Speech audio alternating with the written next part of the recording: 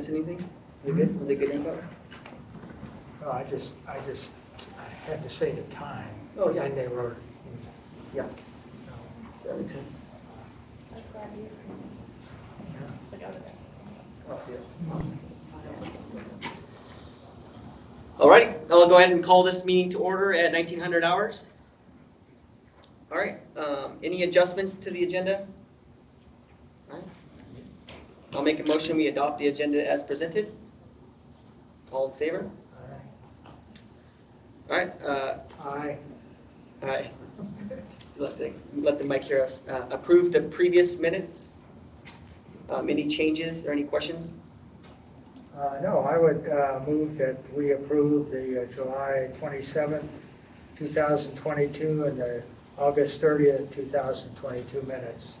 All right, perfect. As All presented. right, all in favor? Aye. All right, open public comment. Is it? Commissioner, Yes, sir. I know I work here, Yep. but my family are also residents of the fire district, so we feel like we're the public a little bit anyway.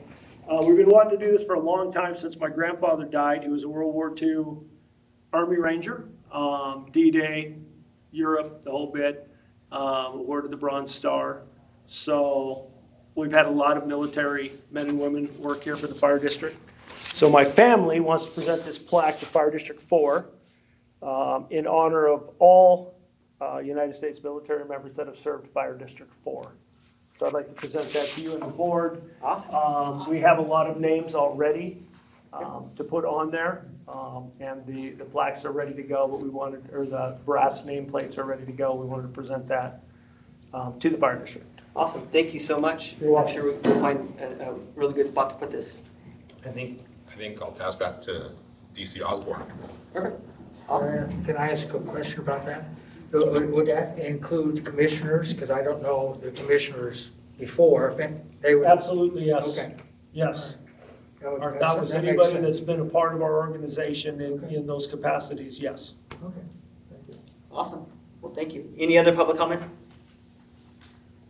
No. All righty. Informational item, financial, accounts payable, and payroll. Do you have any questions?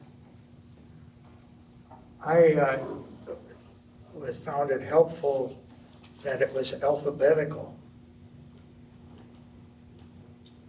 Is that new? Well, to me, it was new. I don't think that's Anyway, because it used to be all over the place, you know. So, I'd love to say I worked really hard on that, but you've probably done it before, yeah. But I just noticed it this time around. So anyway.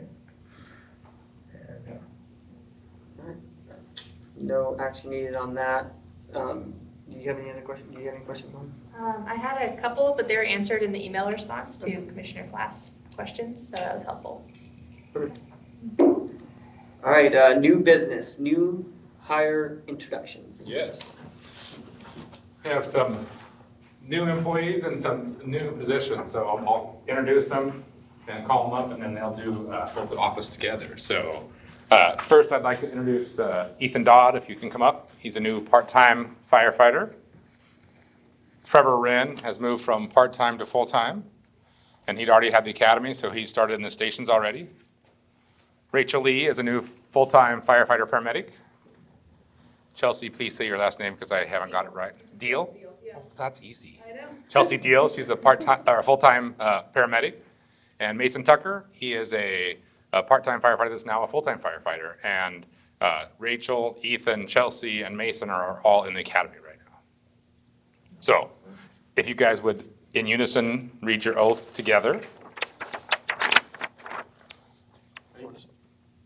I do solemnly swear to uphold the ideals, expectations, values, policies, and image of Fire District 4. As a firefighter of Fire District 4, my duty is to serve the people I swear to protect, to safeguard and preserve life, health, and property against fire and other perils, and to maintain proficiency in fire service skills. I will never allow my personal feelings or danger to self-deter me from my responsibilities. I will complete my duties to the best of my ability with fairness and without prejudice. I will at all times respect the property and rights of all. I will constantly strive to achieve the objectives and ideals that the fire service instills. Awesome. Thank you for taking that oath. Thank you. They have all, well, besides Mason, everybody else has completed their pre-academy and have started the academy this week. And so they're well into it. So we'll have the badge pinning for everybody besides Trevor's, because he already had his, at the end of the academy. So good luck. Congratulations. Thank you. Thank you. Thank you. Thank you. Thank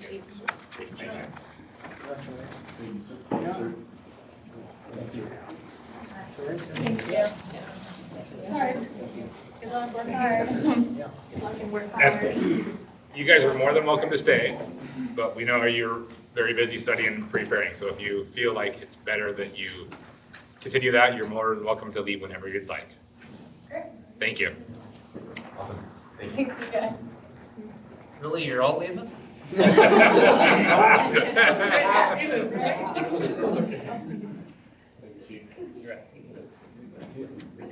knew it was going to come.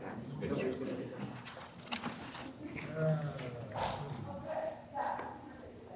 So Ren and Tucker were from the part-time program? Correct. We changed the part-time program a couple classes ago to go through the full academy. So Mason had been hired before that. That's why he's going through it. Ren was hired after that. That's why he had already gone through it. Okay.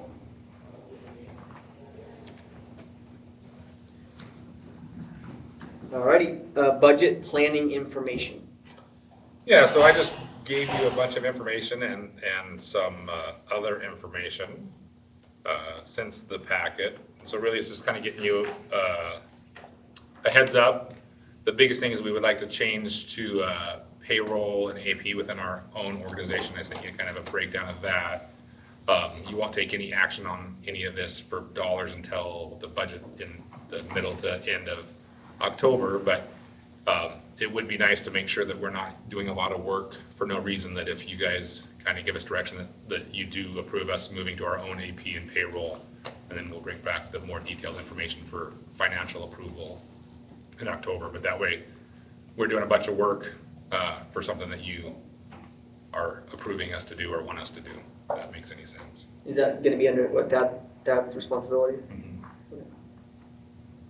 So is this where we are going to change the CPI year thing from 1 month to another month or not? No, and again, that's what we're putting in the budget. So if you want to not have that, we won't put it in the budget, but we won't officially adopt that until when you adopt the budget. Okay. We don't even know that number yet because it won't be till the end of September, beginning of October. And that's just a preference, right? The different times of the.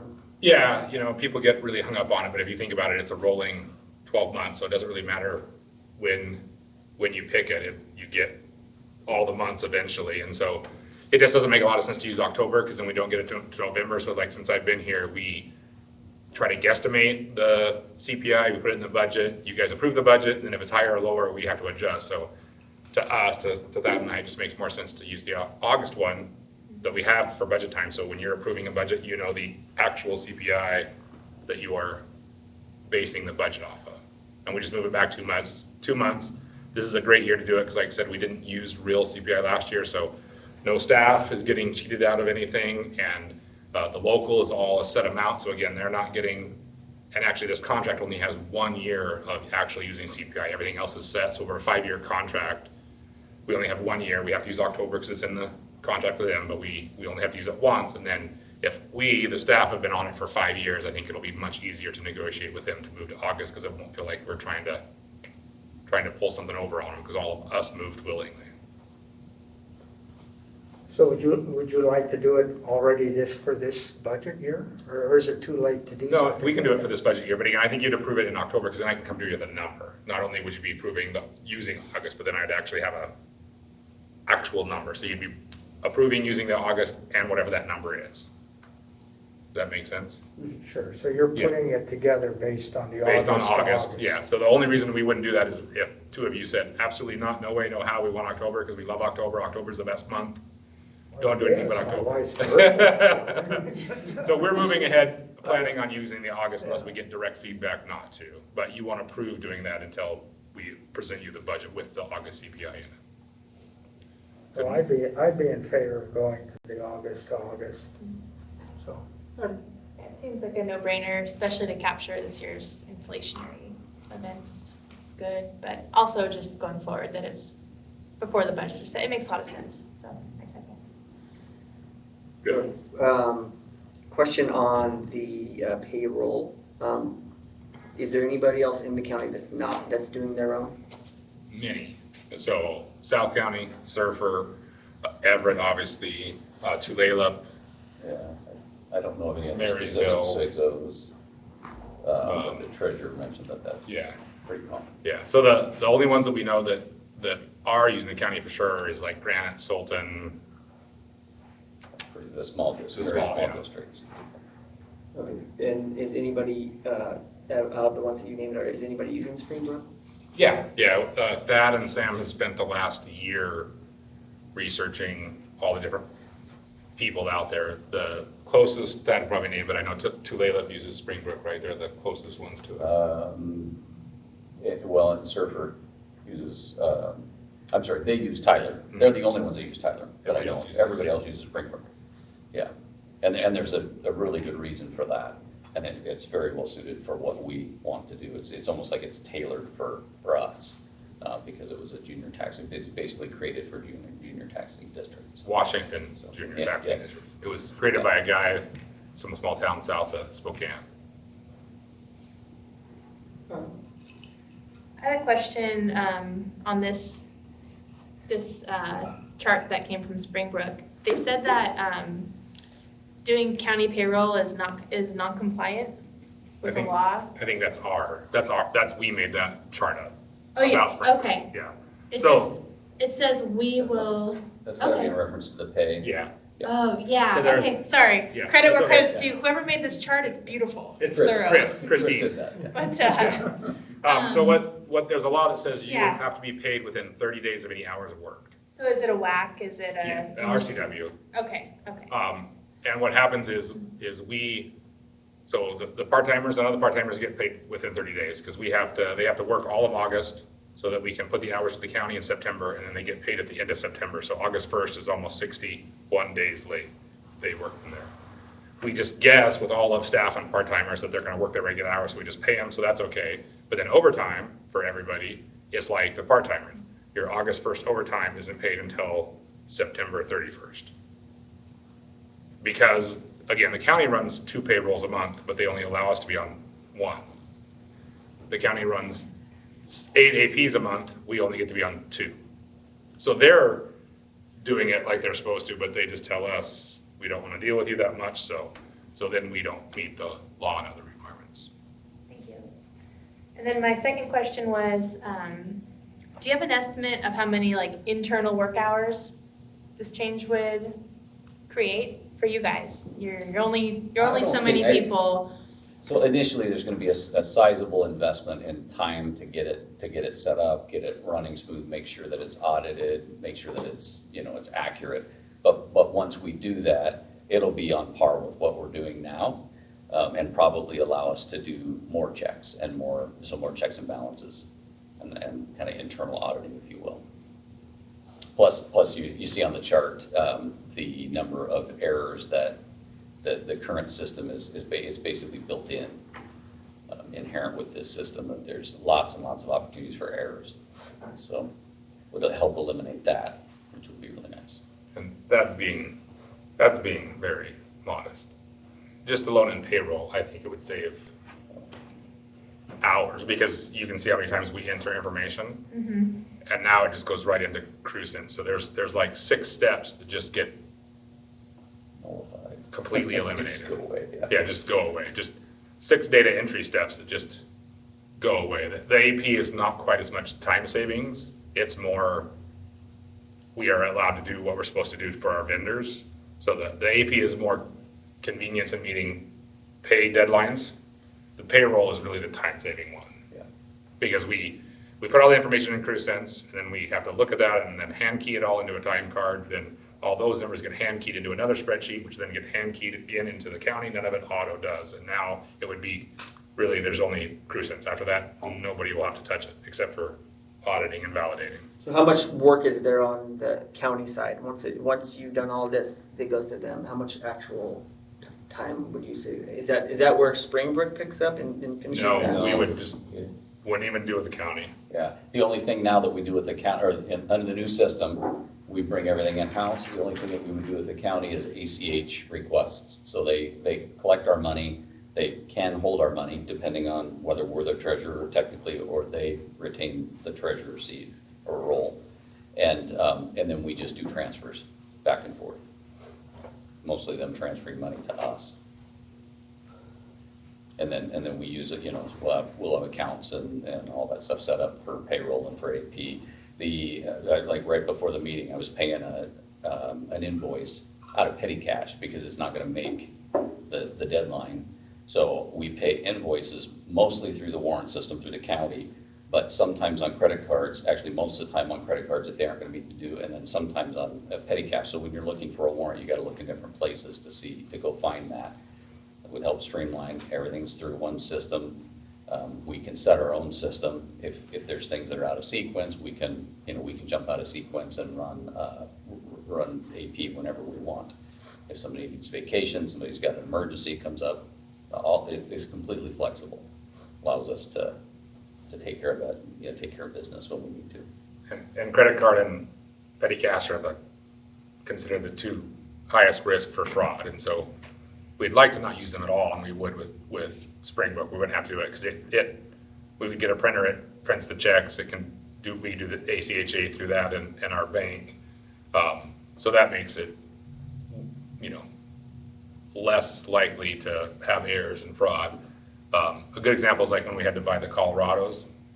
The dealers basically said, we're not gonna hold them for you. You have to pay us right away when it comes in, or we're just gonna sell it.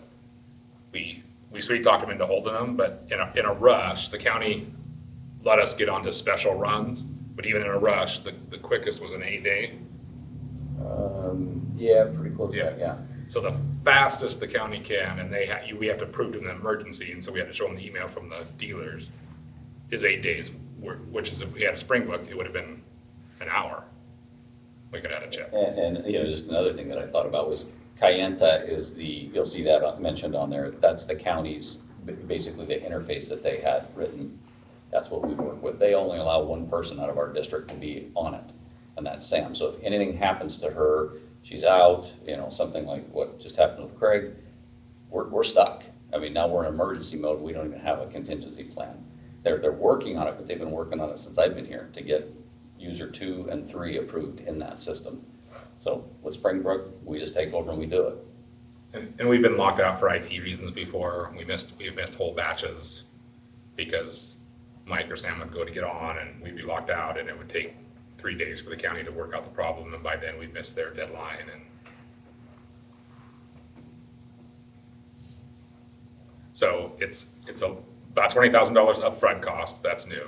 The ongoing cost is about $10,000, and we're paying the county about $5,000. So it's about $5,000 more a year, and I would say we'll make up for that in staff time, probably in the first month, just on payroll. What you said 20,000? That's new, as in the used to charge that. It's a one-time fee. That's the Costs, So, yeah. Yeah, because they have to come in and basically build all of our line items and our accounts and our everything into the system how we want it. So that's what that's saying is the first 6 months, and that's why if you tell us now, we can get a jump on this work, but the first 6 to 8 months is a lot of work, and it's going to be more work than it is now. With the payoff is after we get it all set up. The other thing, like we put in there, you just got that just sent you the budget to actuals. Well, if we had Springbrook, I could give you the budget actuals today that was valid through today, instead of being over a month and a half behind. Okay. Alrighty. So are you going to bring us a proposal, or is this a proposal tonight Nice. to go to Springbrook? No, well, like I said, it'll be all into the budget. We just want to make sure that you guys are wanting us to move that way, because it's between now and September is a lot of work. So I'm just asking, really, it can be, it doesn't have to be an official motion, but I just want to see that that's that you guys are all in favor of that, so we don't put a month's worth of work in when you guys didn't really think that was worthwhile.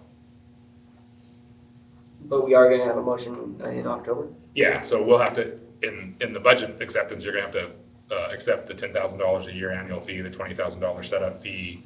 Moving to Springbrook, we'll have all the new line items, so that'll be all when you approve the budget. I mean, you could approve it now, but we have the cost of Springbrook, but we don't have the cost of the other programs that we looked at. So just to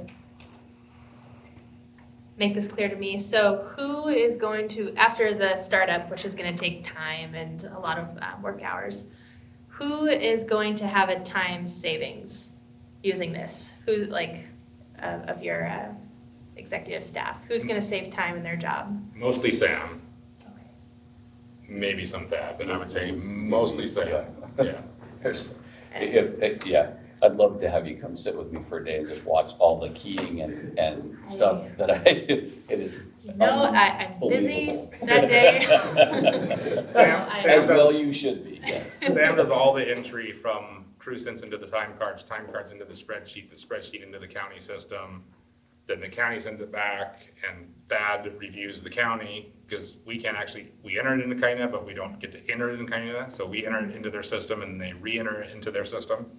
They make mistakes, so they send us what they keyed in. Sam and Thad review that. They find mistakes. They send them a correction report.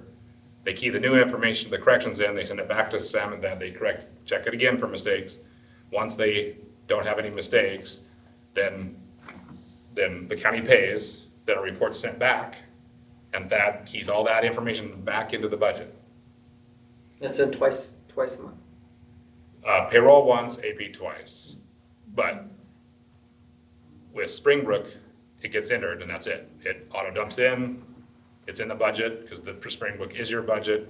There is no re-entering. So the time cards go away, they don't exist anymore. The spreadsheets don't exist anymore. The entrance into county doesn't exist anymore.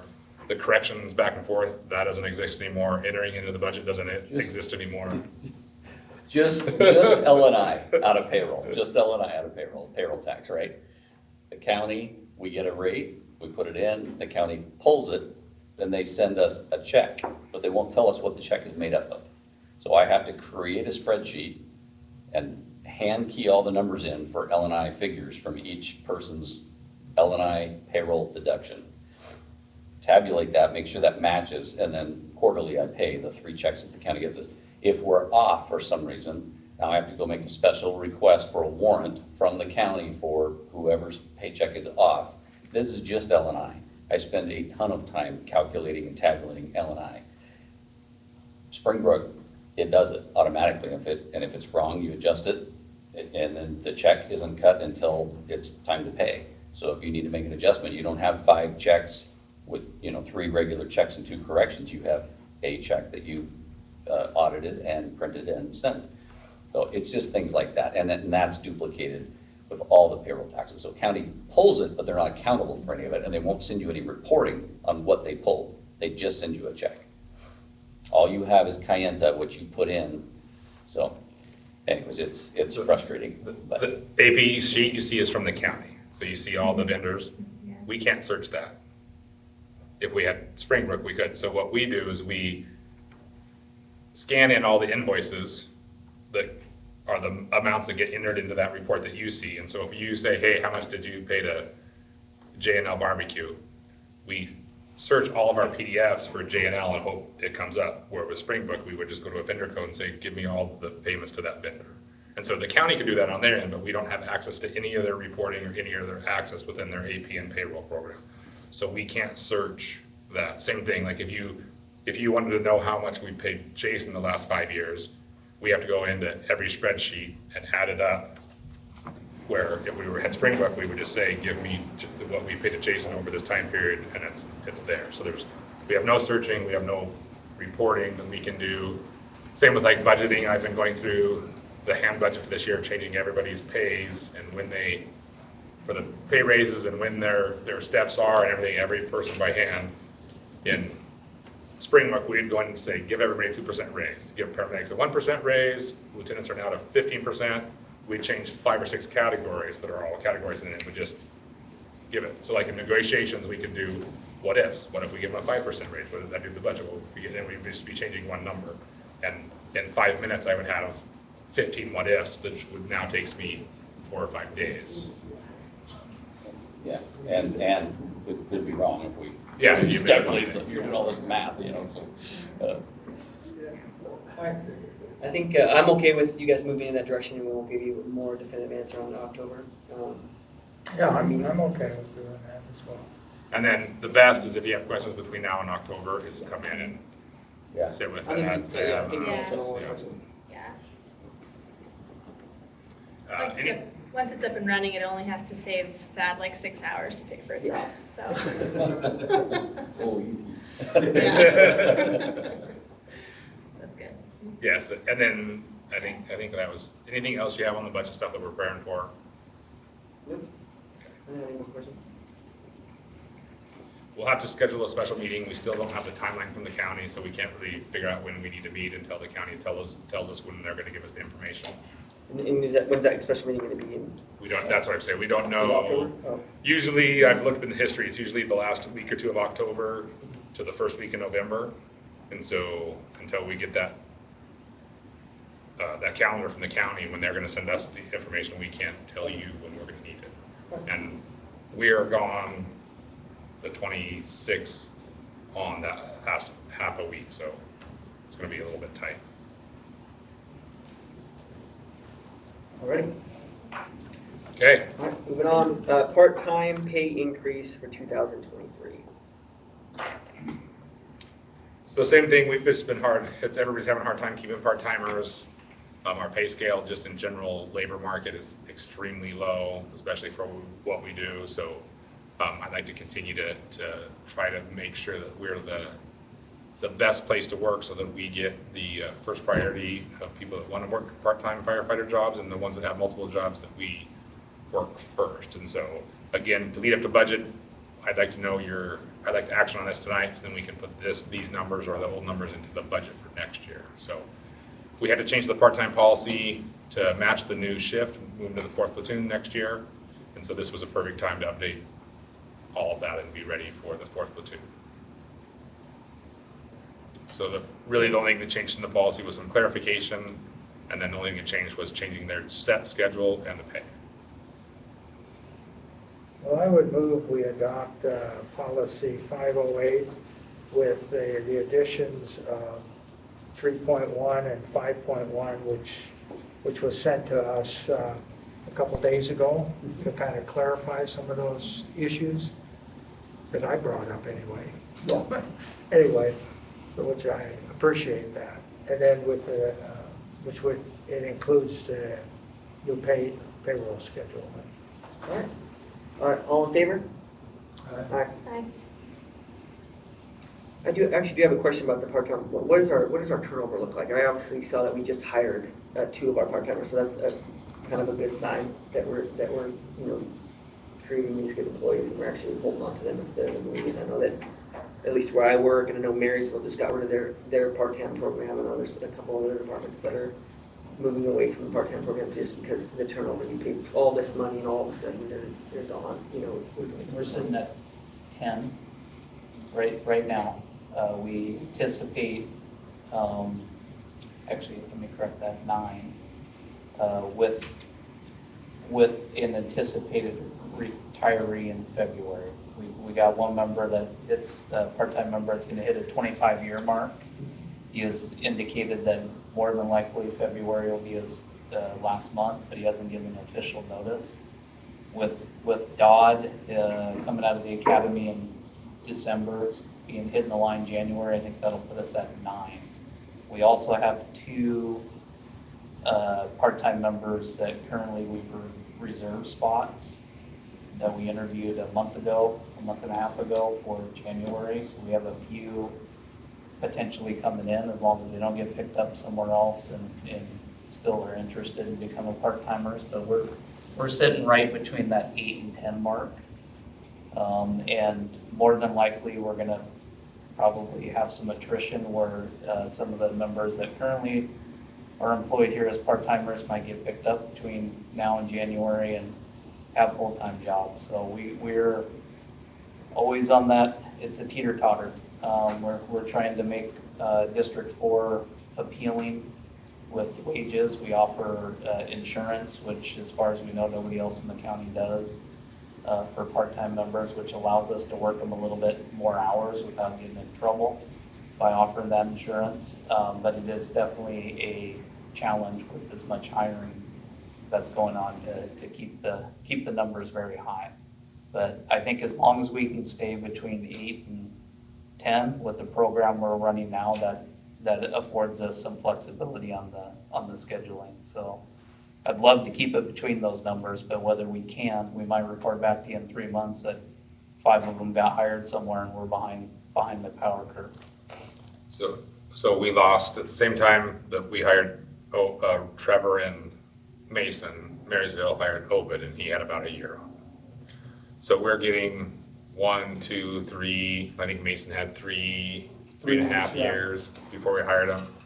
So that's where we're hitting. So we have the groups that we still have what we call the legacy. We still have a few of the people who have been on 10, 20 years, but mostly we're getting those 1 to 3 years.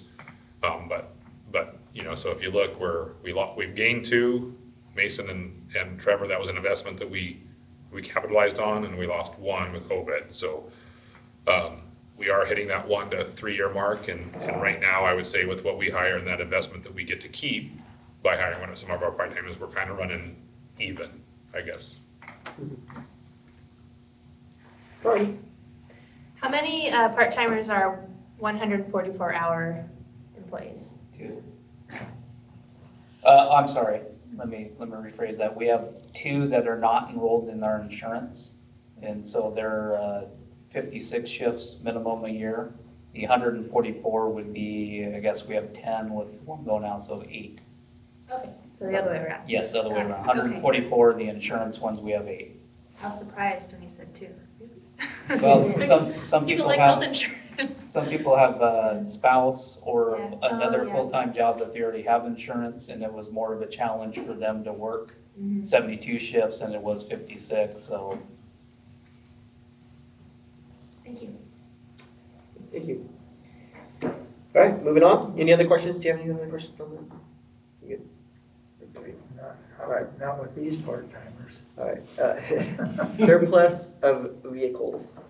Yeah, so between the 3 Colorados and the Chevy pickup that we bought, 4 trucks, and then we've added the 2 new staff positions. We are extra, the Ranger and the Escape. So we've always been planning on getting rid of them, and we finally have enough things done that we can surplus them. All right. When do you expect the Colorados to be 100% done? Mine is 100% done. Greg's is going to be done the next This day. week? Yeah. Jason's had a paint defect from the factory, so we've been waiting for that. It goes into the body shop under warranty Friday. So we have to wait. It has to get done and then wait 2 weeks after the paint before we can start the decals and the lights. So his should be done in, I don't know, 4 weeks, 3-4 weeks. All right. All right, I'll make a motion to adopt resolution 546 and surplusing the vehicles. All in favor? Aye. Multi-family tax exemption. Yeah, I'm just putting it on there to see if you guys have any question. There's been a lot of questions to the city council about it, and we were kind of getting thrown in there about how much it's going to increase our taxes, and most of that is not accurate. There's a small chance that it will increase the taxes to our residents a small amount, but not anything significant, and that would be a very small window where it would affect ours. So, and that's to bring in multifamily, like low-income housing in certain areas. Is that what that? That's the general. I don't know the details of what the city's looking at, but in general, yeah, they get a tax credit if they provide X amount percent units. I don't know what they're looking at. They can arrange them a lot of different ways. Then they get a tax break for a set amount of time. Again, whatever the city agrees to, 5, 10, 8, 15 years. They don't pay taxes during that time. So the only way it really affects us is if the auditor gives us our tax rate for next year. After that, the city then passes the ordinance, because once the tax rate is set, then the county doesn't undo it. So if the county sets our tax rate, we do through resolution, then the city passes it, then the new year starts, then that tax increase that would have been paid by the new has to get spread out from everybody else. That's really like a 2 or 3 month window. So as long as city council doesn't pass it in that 2 or 3 month window, there's literally no effect on our other citizens. Now, we don't get the revenue, but it doesn't increase the cost to other people.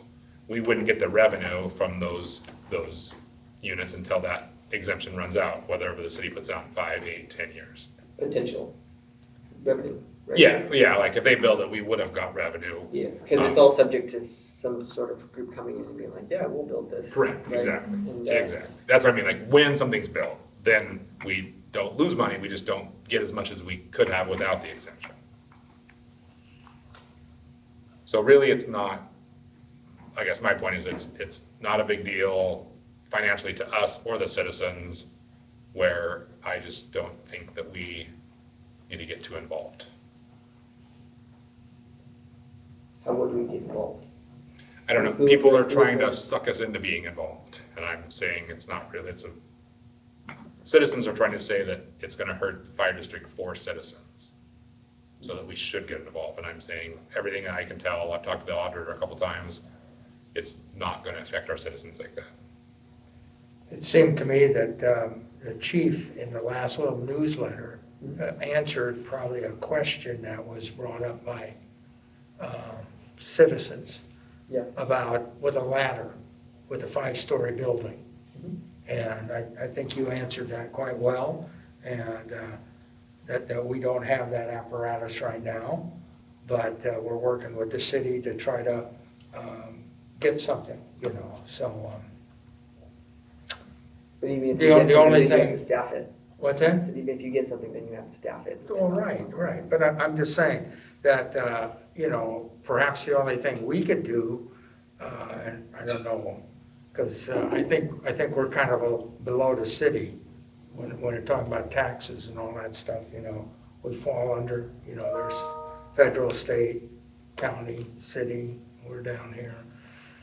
Perhaps we could, if we wanted to, could ask the city maybe to postpone something like that until we would have an opportunity to have a ladder here in town, so we wouldn't have to worry about one coming like from Surfer or from Everett or something to come in here to, if there was an issue in a building that's 5-story, it would require a ladder. And that was in that corridor that they're. Yeah, and those are slightly, they overlap, but they're slightly different. So the 5 stories is allowed whether they give the tax exemption or not. The tax exemption that they're talking about is in the Midtown District, which is one of those corridors, but the corridors are already in code. We actually can't do anything about that. That was passed a number of years ago.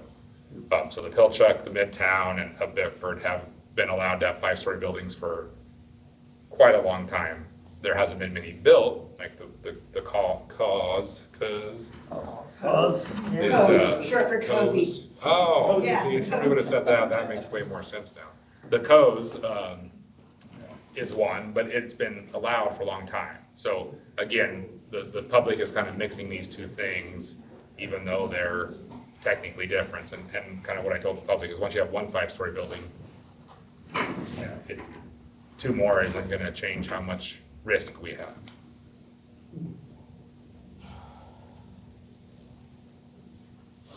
And the MFTE, what they build there may or may not be a 5-story. It may be single stories, it may be 2 stories. It's really up to the developer to say, I'm going to build this. Here's how I meet your requirements. Can I have the exemption? So it's essentially incentivizes it. Correct. There are loans as well when it comes to that? I do not know about that. Make it easier. I'm sure that they get more favorable loan conditions because they're not having to pay taxes, so there's more income that can go to the loan payment. Do we run more calls in low incoming areas than we do, like, so if we have like a say half of Avenue D turns into low income, not that it will. I don't think that it will, just don't think there's enough real estate. But would that increase our call volume? Anecdotally, you would say yes if you look across the country, but I don't think we have anything that's in our district that can point to that statistically to say we do or don't. We just don't have the density of those to be able to really say with any certainty that these would or wouldn't. All right. Any other questions? All right. Moving on to comments, district staff and work groups. Raider, you have anything? Gosh, no, I mean, we've been working on all of the Springbrook and that stuff quite a bit just to ensure that it would be successful and put some really good information together for you guys. So, but things are going well, and that's about it. Osborne? Boy. I just have a I'm going book. to take lessons from you. We already touched on the Colorado, so 2 will be fully functional this week. Our chaplain program is currently working with SNOCOM, Marysville Fire Department, and the Medical Examiner's Office, providing service and sharing resources throughout the region. And Chaplain Jeff Andrus came in today and talked with me, and they're really excited. They've been doing it for a while now, and things are going really good with them. They've been available for mutual aid for a few departments on some fairly significant calls in the county, and have been able to respond, and the thanks have been really good for that. Our fuel tank has been ordered. We talked about that. We're still working on final location here at the station. Our explorers participated in the senior breakfast as usual, and we do have a community event. The annual car show is happening last Sunday of this month, and they've added a touch-a-truck event and asked for a fire engine to be down there at least part of the time. It's 8:45 to 3 p.m. in a designated area. It'll be our second touch-a-truck event this year. So the explorers, along with some of our members here at the department, will be working to make that happen and helping the community and the Chamber of Commerce with that event. I'm really excited. On October 8th, we've been asked to have firefighters come down to Snohomish Library and read to the kids. They do every Saturday or a couple Saturdays a month reading for the kids, where moms, dads, family bring their kids in and somebody reads the story to them at the library, and they'll get to have a story from the firefighters, and firefighters will have their bunker gear and an engine there for public education as well, and just show off the truck. And have our, I'm excited to have some of our people down there reading books to the kids. I think it's going to be a big hit, and the library is really excited about it. Senior Center is having their annual health fair on the 23rd of this month. So they've asked to come down, and normally we do blood pressure checks for the folks that come down there, check their heart rate, ask how they're doing, and then they go around to give massages, talk to physical therapists, that kind of stuff. So we'll be involved in that again as well. I'm personally really excited about this fire program that LNI has put out, and I got more information today, and we've got a meeting actually scheduled. Thad and I are going to meet this month with a representative from LNI that's going to come over, talk to us about the program, how we can improve our accident prevention policies and procedures. A lot of things we're already doing that are on their list, but we can apply for some safety and health grants from the state that are available, and save up to 10% on our LNI costs annually if we're in the program and we're doing the things to show that we're trying to improve safety and health for our firefighters. Some of the physical, medical stuff, as well as the mental health stuff. So super exciting. We recently, through an auto aid, had apparatus go up to the Bolt Creek fire that's currently burning now, heading our way slowly from King County into Snohomish County. We had a great response. We scrambled, and our plan that we put into play really worked good. I want to compliment Chief Hodkinson, Chief Frater, and Chief Waller. Everybody down here doing what we needed to do to support another district that needed mutual aid, as well as get our people out there, our red card personnel that we've been working hard on to do. So they went out, worked hard, got back late Saturday evening from the initial response, retired, cleaned everything up, and those folks got to go home or go back on shift, one of the two. That's my report. Any questions? I was wondering, how many chaplains do we have, or do we have a limit of how many we can have, or maximum, I should say? We haven't had a maximum. We've always had a small group, and we've tried to keep it a small group and find the right fit to come into our program. We currently have 4 in Fire District 4, with Mike Ussery coming back from Alaska and rejoining the group. Is he back now?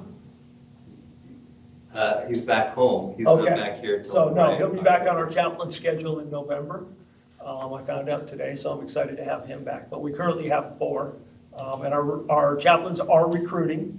One of those 4 is a newer member that came on just a few months ago and went through that process.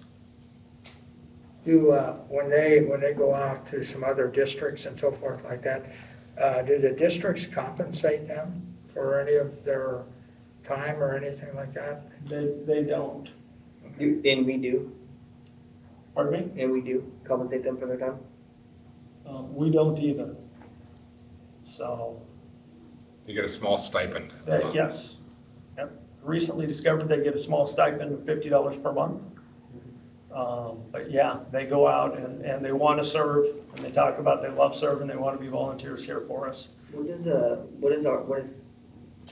you say that our cost is to have that program, just roughly-ish?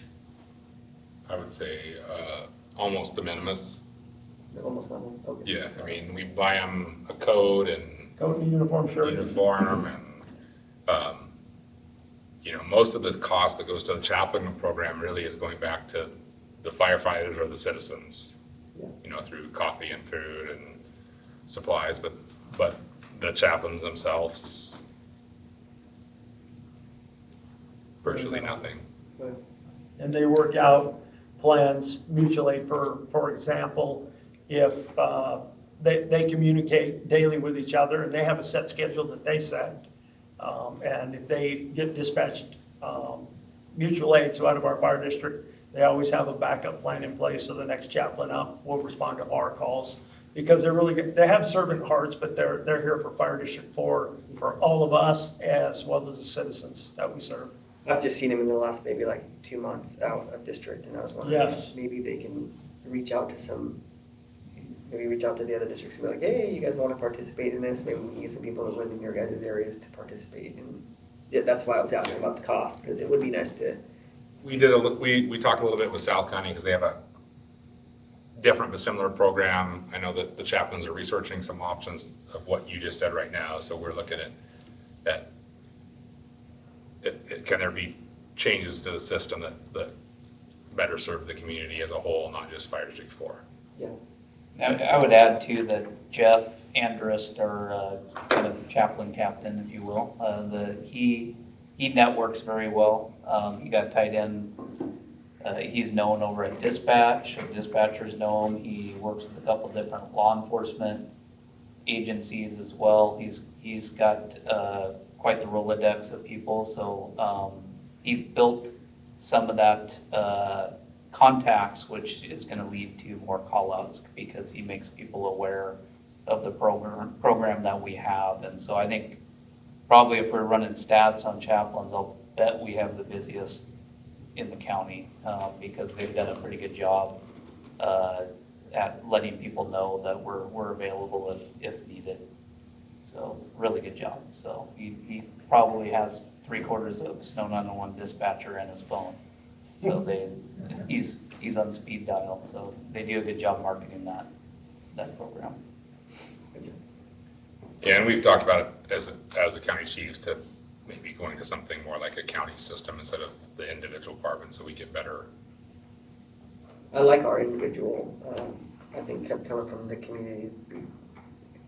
Yeah. It works better for us, I think, but. Yeah, I guess more of we're trying to coordinate when they're available because, we're doing our schedule and Darrington's doing theirs, and there might be days where that type of coordination. I don't think we're ever going to like create a new agency, but more of kind of the chaplains as the various chaplain groups coordinate their functions Yeah. in a more efficient way. Alrighty. I was wondering, the last time you reported to us, you said you were going to talk to the city about, I think, permitting it, the tank. We're talking about the tank for the gas. Yeah, yes, and Did we're still going through all of that process. The application has okay. been submitted. Yep, They still haven't given the official okay, huh? correct, Okay. correct, yep. And then you mentioned at the library and some of the folks with bunker gear. Yes, So do they start without it and then put it on for the kids? yes, yep, so in this event, in many of our events, they just keep it out at the engine, they'll come in uniform and talk to the kids. And then usually one person will have their bunker gear and another person will explain the parts of the bunker gear as the firefighter puts it on, and just let them know it's still firefighter flap inside of all of that gear when the mask goes on and all of that, so. Yeah, because particularly for little kids, that's a Absolutely. real important It thing. can be a little Because bit scary. even when they see them put all the stuff on, they have some hard times sometimes really seeing that was a real person there, not somebody Absolutely. else there. Yeah. Okay. So we stress, it's still that firefighter in there, and we talk to them about, we want them to see what a firefighter looks like with all of their Sure. gear on in case they ever saw it again. So we're not going into schools anymore doing that? We did that a few years ago. I That's in remember. October. In October, usually in during October, Fire Prevention yeah. Week, yes. Okay. We will be back this year. I've already got emails from the school teachers to schedule for Fire Prevention Week. Excellent. Okay, good. Thank you. Awesome. Thank you. Chief Hawkinson. I provided you guys a ops report. The only thing I would add to that is, and Greg alluded to it, that we sent 2 engines on a zone response on Sunday to go up and do a structural protection for the index area. Prior to that, Whitney was the on-duty BC. They got a call for a brush truck. They sent out at 5 in the morning to go up there as part of the initial response. Brush 43 in our engines returned mid-afternoon or early evening to late evening, and then we sent the Brush 42, the new brush truck, up for at least one operational period, and I believe they're going to get called up there daily. I haven't talked to the crew today, but I think they may rotate that truck up there for support. But because of how close we are, they may not have to camp out in base camp. Our crews may be able to return back to home and then return in the next morning and start their day.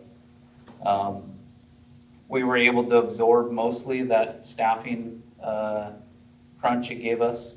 We have, as mentioned before, a few people out on the either extended sick leave or L&I, and then when we get people deployed with our size agency, we don't have 300 people to backfill. We got 30, so, but our members stepped up. We did have a little bit of a mandatory this morning just for part of the day, but I'm proud to say that our most of our members have stepped up and tried to pitch in and staff the stations when possible. And then just our staffing plan in general, and the reason a lot of these ops reports are heavy with staffing numbers is because that's been a really, really hot topic for the last 2 years. Either overworked, stations being forcing members to work stations.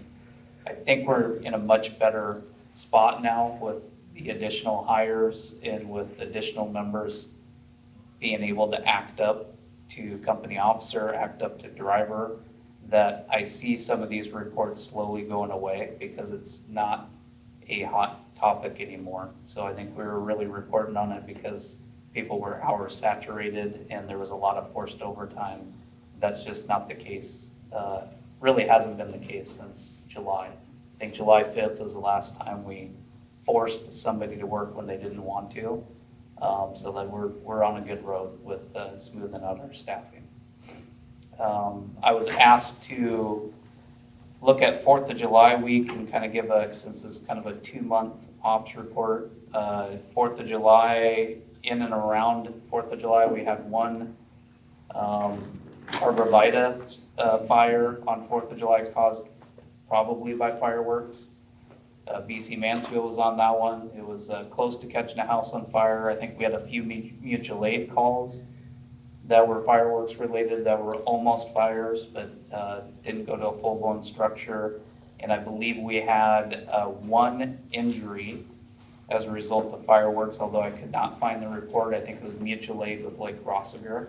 Somewhere up off Dubuque Road, I believe there was something relating to fireworks. But all in all, busy calls, but nothing to report of any great loss of structures or anything on 4th of July.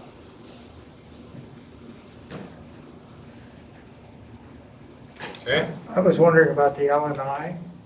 Are these major injuries or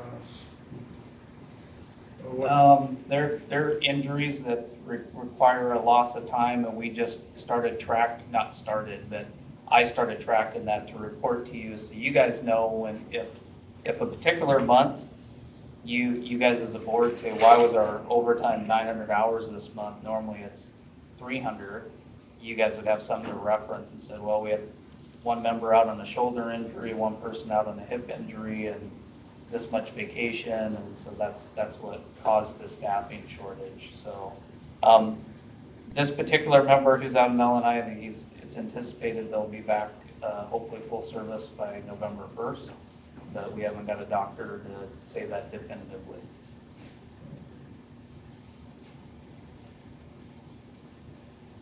Okay, so for us, like I said, like Tad's been saying, we've been putting a lot of time last month into the budgeting, coming up with Springbrook, coming up with the new budget layout, proper line items, and a way to tell a better story over time for you so that you can quickly see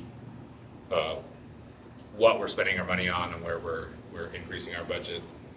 Also just the general budget for next year, and we'll continue to work on that. So like I said, I'll be sending you stuff out in the next couple of weeks to preview before the packet, so if there's questions, you can come in. But that's taking a lot of time because we're really trying to get that right as we move forward. Doing a lot of work with the local and us, getting ready for the 4th platoon, button up the last things that were needed for an LOU that we hadn't finalized in the contract. Along with that, we're having our BC promotional test tomorrow and the next day, and our lieutenant and engineer tests are scheduled for spring of 23. And that will finish off all the needed spots for the 4th platoon. That's been the main work that's going on, and you'll be seeing a lot of that coming out over the next couple of weeks. Awesome. Thank you. Do you have any questions? Thank you for the fireworks report. At the Snow Isle commissioners meeting, many of those commissioners are from areas that are banned for fireworks. And so I just thought but they can sell them there, but you can't use them there. So I know they said the chiefs are working on some of that stuff too. But I was thinking if we have an issue with some of the fireworks here in our area, maybe we could put something into the county as well, or the city. I don't have a problem with fireworks. No, I Me know, personally. but or the city or Yeah. something like that, But and that's why I was glad to hear we didn't have really a lot of stuff going on. I think they were It's usually a trying. good day to work, but it was really, I was This working. was that an day. unusually wet 4th of July. Yeah, was it? Because the weeks leading up to 4th of July were very wet, Yeah. which allowed us to have a less eventful day than we have in the last 4 or 5 years. Okay. But even then,